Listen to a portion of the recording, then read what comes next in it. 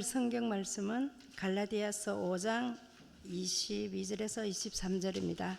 다 같이 봉독하겠습니다. 그러나 성령의 인도에 따른 삶의 열매는 사랑과 기쁨과 평강과 인내와 친절과 선함과 신실함과 온유와 절제입니다. 이런 것들을 막을 율법은 없습니다. 아멘.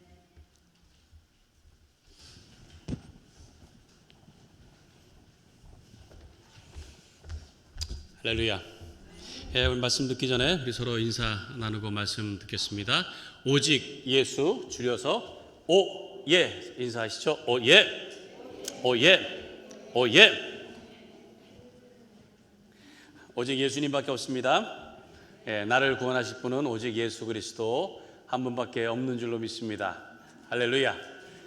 표어 함께합니다. 시작. 예수 그리스도로 말미암아 의의 열매가 가득하여 하나님의 영광과 찬송이 되기를 원하노라. 빌립보서 1장 11절 말씀. 할렐루야.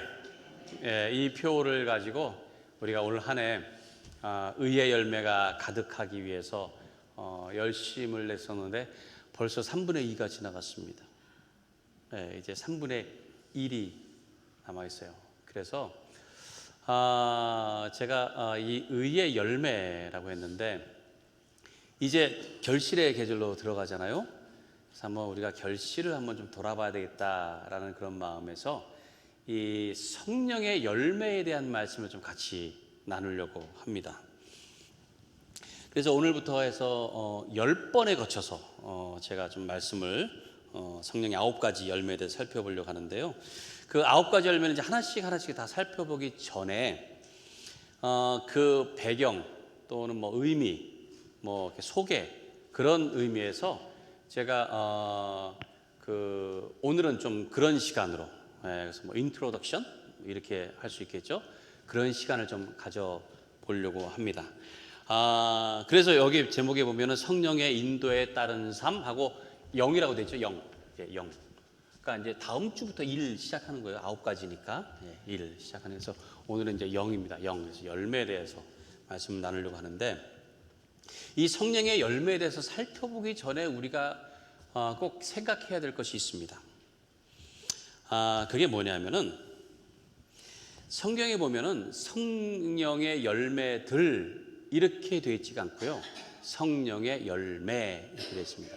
그래서 the fruit of the Spirit 이렇게 되어 있습니다. fruit 단수로 쓰여 있어요. 성령의 열매 단수로. 그래서 제가 그것을 강조하려고요. 이 그림을 일부러 이제 이렇게 찾아가지고 뭐 이런 열매는 없겠죠. 이런 건 없겠지만은 이게 열매 하나라고 하는 것을 좀 강조하기 위해서 여러 가지 것들이 아니고 한 열매로 맺어지는 것이다라는 것을 여러분들에게 말씀을 드리려고 합니다. 성령의 열매는요, 이게 막 각각 열려지는 게 아니고요, 하나로 열려지는 거예요. 하나로.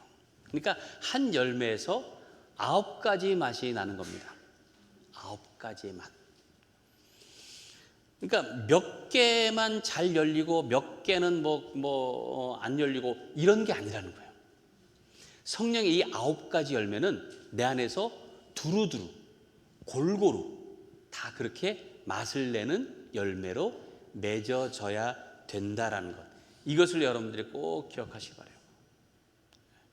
어떤 사람들은 그래요. 어떤 사람은 성령의 열매 9가지 열매 중에서 사랑이 참 많아요. 사랑은 많은데 인내는 잘 못해. 이게 인내는 그러면 안 된다는 거예요. 기쁨은 많아요. 기뻐하는 건 정말 잘하는데 절제를 못해. 이러면 안 된다는 거예요. 이러면. 그러니까 이게 9가지가 다 두루두루 잘 나타나야 된다는 겁니다. 누가 이렇게 찔리시는 분 계시나요? 자, 그래서 이번 그 시리즈의 제목을 제가 성령의 인도에 따른 삶이라고 했습니다. 성령의 인도에 따른 삶. 그 개역 개정에는 그냥 성령의 열매는 하고 9가지 쭉 얘기해요. 근데 성령의 열매는이 아니고 오늘 본문에는 무슨 성경이죠? 갑자기 쉬운 말 성경, 쉬운 성경이 아니고 쉬운 말 성경 버전이 있습니다. 쉬운 말 성경에서는 그걸 풀어가지고 이렇게 했어요. 성령의 인도에 따른 삶의 열매는 이렇게 했어요. 그래서 그게 참 구체적으로 잘 설명한 것 같아서 그래서 이것을 이번 시리즈의 제목으로 붙인 겁니다. 무엇이라고요? 성령의 인도에 따른 삶. 그 성령의 인도에 따른 삶에서 나타나는 열매다라는 거예요. 그 성령의 열매라는 게. 그래서 성령님께서 인도하시는 대로 우리가 따라가면서 이 9가지의 덕목 또는 성품 이런 것이 골고루 나타나도록 해야 된다는 말씀이에요. 만약에 이 중에서 여러분들이 이제 우리가 9번 걸쳐 살펴보겠지만 좀 부족한 게 있다 싶으면요, 그것을 위해서 노력해야 되는 거예요. 그리고 성령을 잘 따르면, 성령님의 인도하심을 잘 따르면 성령님께서 도와주셔서 그 모든 것들이 다 두루두루 골고루 잘 맛을 낼 수 있도록 우리를 인도해 주실 줄로 믿습니다. 자, 바울 사도가 이 성령의 열매들 9가지를 말하기 전에 이렇게 말을 시작을 합니다. 그게 16절 말씀이에요. 5장 16절. 이렇게 얘기해요. 내가 이르노니 너희는 성령을 따라 행하라. 그리하면 육체의 욕심을 이루지 아니하리라. 성령의 인도하심을 따르면은 육체의 욕심을 이루지 않게 될 것이다. 이렇게 말을 시작을 해요. 이렇게 말하는 이유가 이 갈라디아 교회의 그 당시의 상황이 그렇기 때문에 그렇습니다. 그래서 어땠는가 하면은 갈라디아 교회는 바울이 세운 교회예요. 1차 전도여행을 갔을 때에 그 갈라디아 지역에 그곳에 세운 교회입니다.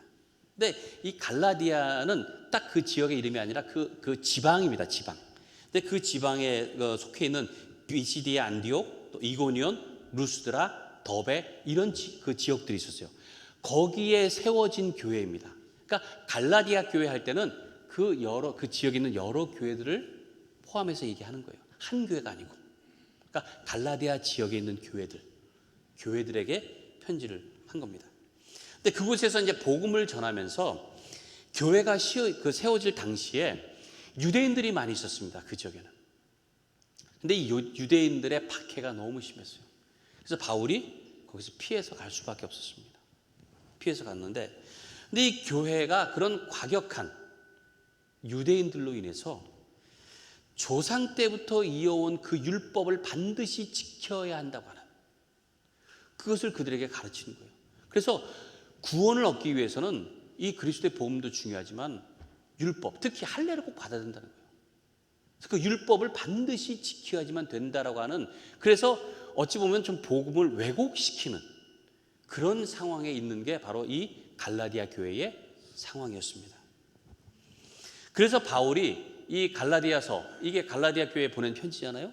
그 편지를 통해서 율법과 복음이 어떻게 다른지 그걸 가르쳐주고 있고요. 그리고 너희가 말하는 그 율법을 따르는 것, 그것을 지키는 것은 육체의 욕심을 따라서 죄를 범할 수밖에 없다. 그리고 그리스도께서 주신 그 자유를 얻을 수 없다라고 그렇게 말씀합니다. 갈라디아서 내용이 그런 내용이에요. 따라서 성령의 인도하심을 따라 그리스도의 자유를 얻어야 된다. 그것을 강조하고 있습니다. 그러면서 17절에 이어서 이렇게 얘기를 합니다.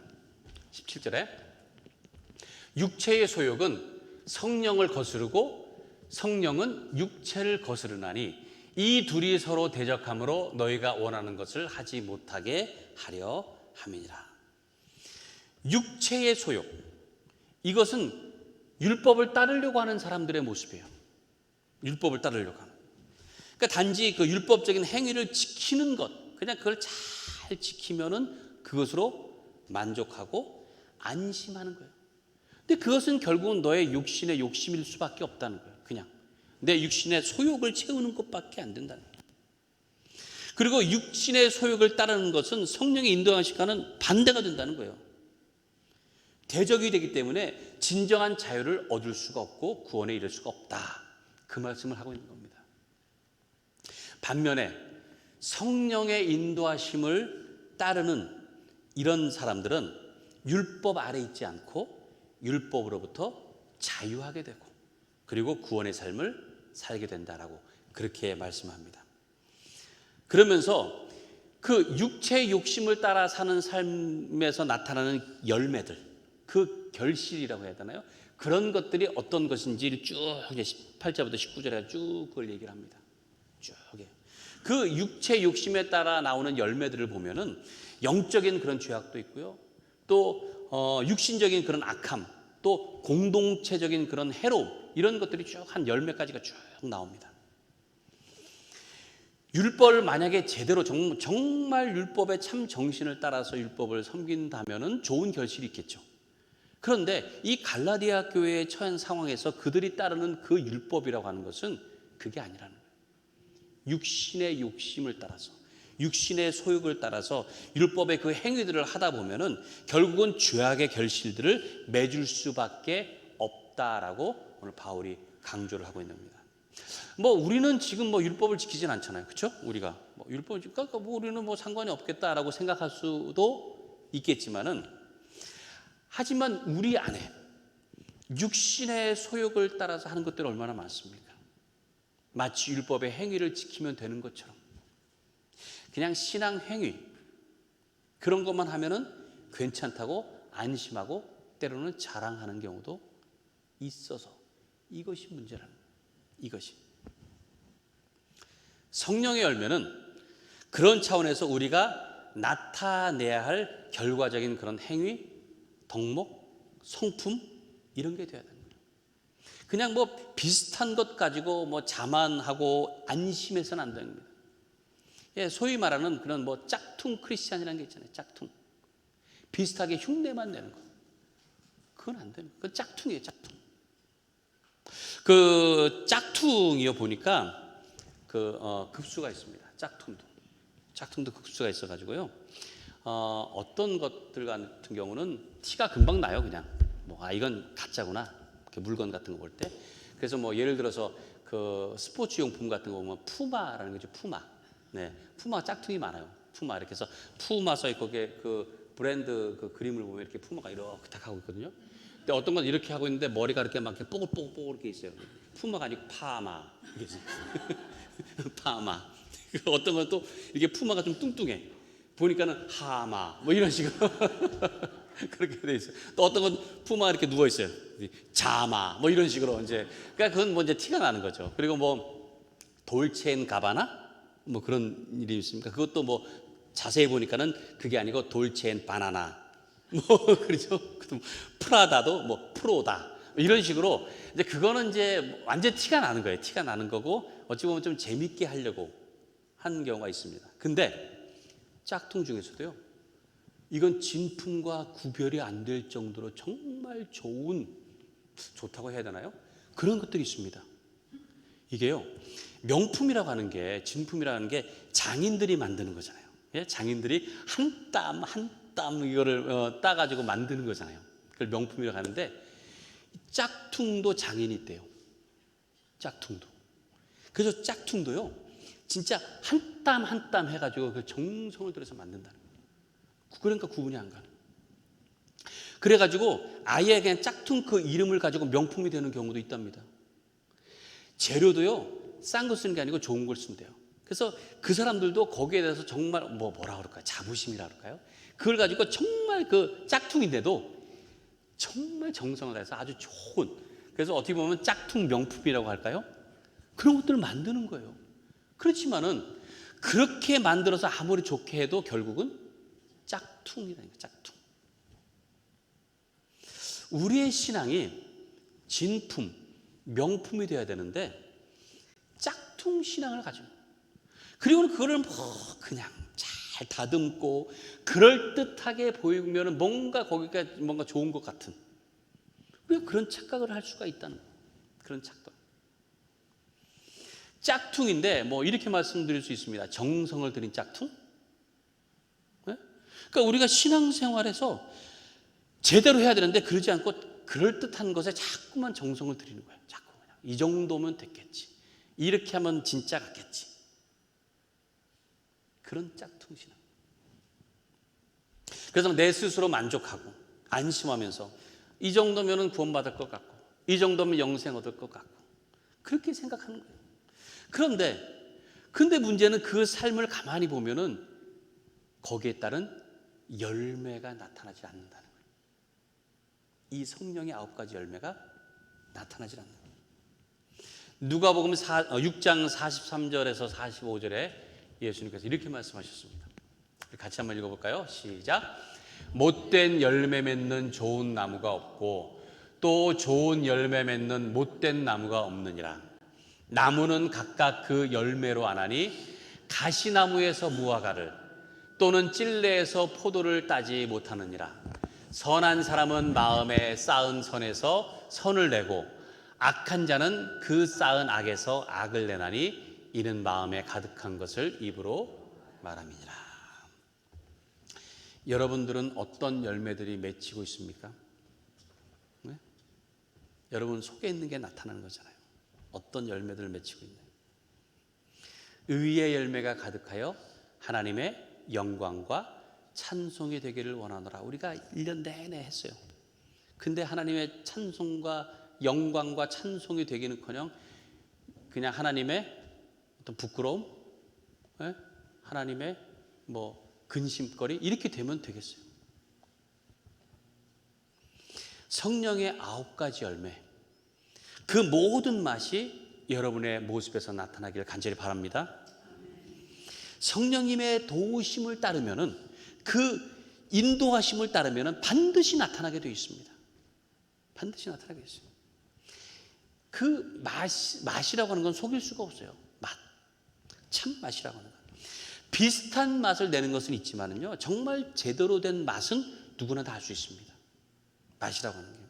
저희가 지난번 저희 어머님이 이렇게 오셨을 때 저희가 하나 부탁드린 게 있어요. 그게 뭐냐면 한국에서는 이제 요즘 별의별 게 다 나오잖아요. 뭐가 있는가 하면 김치찌개, 육수 분말가루 이런 게 있어요. 그게 뭐냐면은 이렇게 분말로 된 가루거든요. 그걸 딱 넣으면은 김치찌개 맛이 나요. 네. 김치찌개 사실 참 쉬운 것 같지만 그게 쉽지 않잖아요. 우리가 암만 끓여도 뭔가가 좀 이렇게 잘 맛이 없고, 근데 식당에 가면은 맛있잖아요. 이렇게 뭔가. 네. 근데 그거를 이렇게 분말로 해가지고 한 거예요. 그래서 우리가 그걸 이제 받아가지고 넣어서 끓여봤거든요. 야, 그래 이 맛이야. 딱 나오더라고요. 딱. 그 김치찌개 맛이 나요. 야, 신기하게도. 네. 근데 이게 이제 몇 번 끓여서 먹고 보다 보니까 그래도 뭔가 부족한 거예요. 뭔가 2% 부족한 거예요. 진짜로 제대로 이렇게 넣고 뭐 돼지고기 넣고 이제 그런 거 있잖아요. 이렇게 넣고 해서 그 정말 제대로 끓여낸 김치찌개의 맛은 아닌 거죠. 흉내는 냈을지 모르지만 그게 뭔가 부족한 것이다. 그 정통의 맛이라는 게 있습니다. 정통의 맛. 흉내내지 못하는 맛. 우리 신앙의 맛도 마찬가지예요. 정통의 맛이 나야 된다. 성령의 9가지 열매의 맛이 나야 된다는 거예요. 예수 그리스도로 말미암아 의의 열매를 맺게 되는 것이고요. 성령의 인도하심을 따를 때에 그 9가지 열매의 맛이 나게 되는 것입니다. 성령의 인도하심을 따르는. 그렇다면 성령의 인도하심을 따르는 게 뭘까요? 성령의 인도하심을 따른다는 게, 성령님은 하나님의 영이십니다. 그 하나님이 영이 우리 안에서 역사하시는 분이 성령님이에요. 성령님이 어떤 분이냐? 성경에서 이렇게 말씀하고 있어요. 볼까요? 요한복음 14장 26절에서 예수님께서 이렇게 말씀하셨어요. 보혜사 곧 아버지께서 내 이름으로 보내실 성령, 그가 너희에게 모든 것을 가르치고 내가 너희에게 말한 모든 것을 생각나게 하시리라. 성령님께서 하시는 일입니다. 가르치시고 생각나게 하신다. 또 로마서 8장 16절에 이렇게 말씀합니다. 성령이 친히 우리의 영과 더불어 우리가 하나님의 자녀인 것을 증언하신다. 우리가 하나님의 자녀라고 하는 것을 성령님께서 나타내 보여주신다는 거예요. 나타내 보여주신다. 또 로마서 8장 27절에서는 마음을 살피시는 이가 성령의 생각을 하시나니 이는 성령이 하나님의 뜻대로 성도를 위하여 간구하심이라. 성령이 우리 안에서 하나님의 뜻대로 살도록 간구하시는 분이시다는 거예요.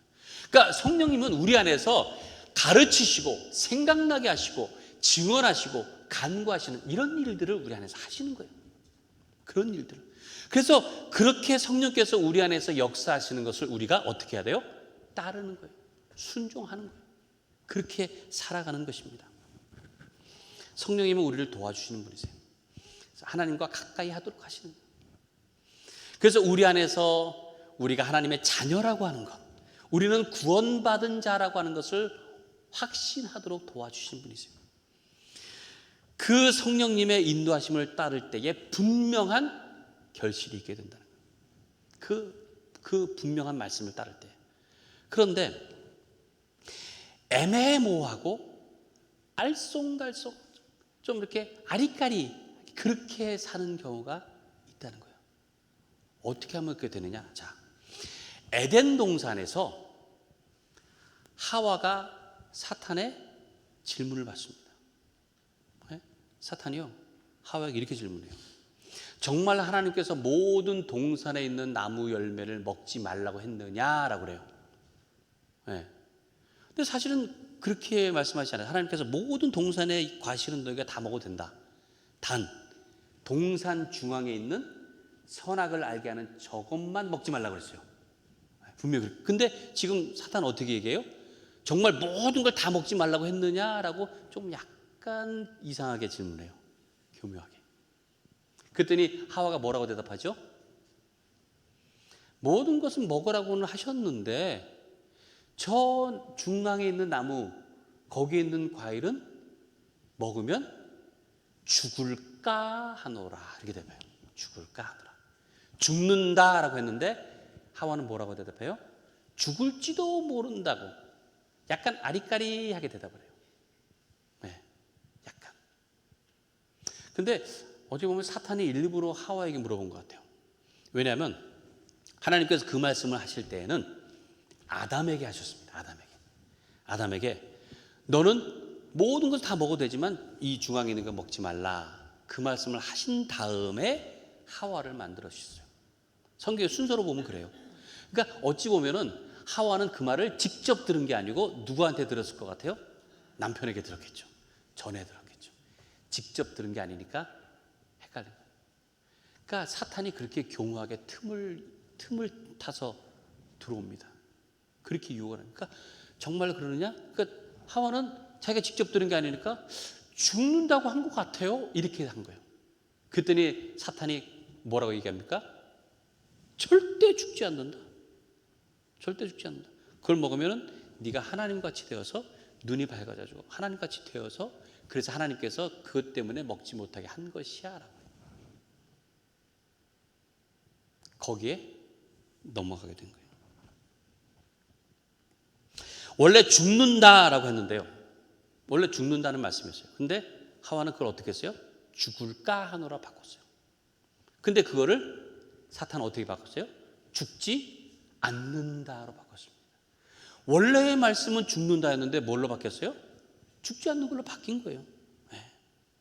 그러니까 하나님의 말씀, 이것이 우리가 정확하게 그걸 그대로 알면 되는데 자꾸 우리 생각에서 자꾸 이상하게 생각을 하고 애매모호하게 알쏭달쏭 그렇게 만들어다 보면 진리가 왜곡이 된다. 하나님의 말씀은 말씀대로가 아니고 자기 뜻대로, 자기 욕심대로, 자기 생각대로 왜곡을 해버리고 만다는 거예요. 그래서 갈라디아서 5장 16절 다시 한번 말씀 보면은 바울이 그래서 강조를 하는 거예요. 내가 이르노니 너희는 성령을 따라 행하라. 성령을 따라. 성령을 따라 행하면 육체의 욕심을 이루지 않을 것이다. 그러니까 육체의 욕심을 죽이기 위해서는 어떻게 해야 돼요? 성령의 인도하심을 따라야 돼요. 세상의 영을 따르면은 하나님의 말씀을 이상하게 바꿔버리는 거예요. 그래서 결국은 정반대로 살아가는 거예요. 하나님께서 죽는다라고 하셨는데 죽지 않는다. 하나님께서 이거면 충분하다라고 하셨는데 나 이거 부족하다. 불평하면서 욕심을 내는 거예요. 하나님께서 평안하다라고 하시는데도 불안해하는 거예요. 불안해요. 기뻐하라 하시는데 슬퍼하고요. 염려하지 말라고 하시는데 모든 근심거리를 다 짊어지고 낙심하고 있는 거라. 다 반대로 하는 거예요. 하나님께서 말씀하신 그 말씀이 있는데 완전히 반대로 하고 있는 거예요. 이게 성령의 인도하심이 아니고 세상의 인도를 따르는 자의 결실인 겁니다. 저는 여러분들의 삶이 하나님의 말씀대로 그대로 되는 삶이 되기를 원합니다. 말씀대로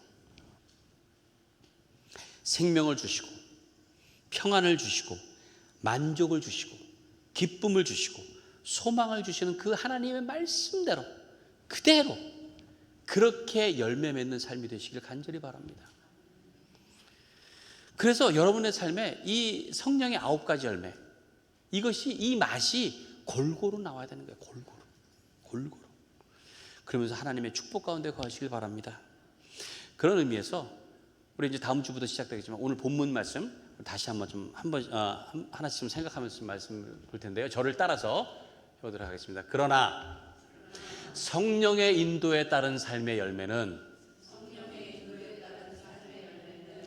사랑과 기쁨과 평강과 인내와 친절과 선함과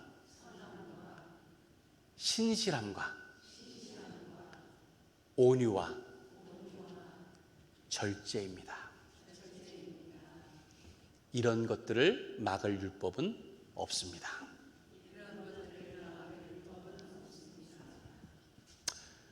저는 이번 이 설교들을 통해서 여러분들의 마음에 좀 새겨지길 바랍니다. 그리고 그런 열매의 맛이 나기를 바라요. 그런 맛. 마지막에 이런 것들을 막을 율법이 없다고 그랬잖아요. 사랑, 기쁨, 평강, 인내, 친절, 선함, 신실함, 온유, 절제. 이런 행위, 이런 성품, 이런 것들을 율법으로 막을 것이 아무것도 없다. 막을 수 있는 것이 아니라. 아무리 율법이 완벽해 보이고 철저해 보여도 이런 것들은 율법 위에 있는 겁니다. 위에. 즉 복음의 근원이고요. 진리입니다. 어떤 논리, 철학, 지식, 경험 그 어떤 것도 복음의 근원 이거를 바꿀 수 없고 진리를 막을 수가 없어요. 그래서 다음 시간부터 우리가 살펴볼 이 성령의 9가지 열매 그 열매가 여러분의 삶에 잘 익어가길 바랍니다. 그래서 성령의 인도에 따르는 여러분의 삶이 되시길 바라고 그래서 성령의 축복이 여러분 가운데 충만하시기를 간절히 축원합니다. 우리 이 시간 함께 찬양하고 기도하도록 하겠습니다.